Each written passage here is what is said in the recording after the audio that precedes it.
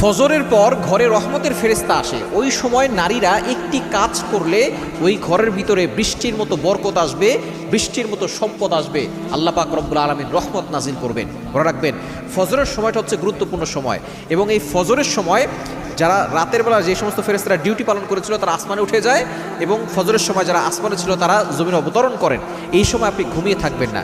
এই ফজরের সময় আল্লাহর কাছে দোয়া করলে দোয়া কবুল হয়, এবং এই ফজরের সময় বরকতের জন্য নবী সাল্লাল্লাহু আলাইহি সাল্লাম আল্লাহর কাছে দোয়া করেছিলেন। বুখারীর হাদিস, আল্লাহুম্মা বারিক লি উম্মতি ফি বুকুরিহা, আয় আল্লাহ আমার উম্মতের সকালটা বরকতময় করে দাও। আল্লাহ তাআলা এই দোয়াটা কবুল করে নিয়েছেন। সুতরাং ফজরের সময় ঘুমিয়ে থাকবেন না।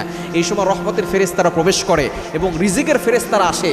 এই সময় যারা নামাজ না পড়ে ঘুমিয়ে থাকে, তখন এই রিজিকের ফেরেশতাগুলো তারা রিজিক নিয়ে মানুষের কাছে না গিয়ে তারা চলে যায় বন জঙ্গলে, যেখানে প্রাণীরা আছে, তাদেরকে রিজিকটা দিয়ে দেয়। এজন্য আপনি এই ফজরের সময় ঘুমিয়ে থাকবেন না, ফজরের নামাজ পড়বেন, আপনার চেহারা সুন্দর হবে, রিজিকে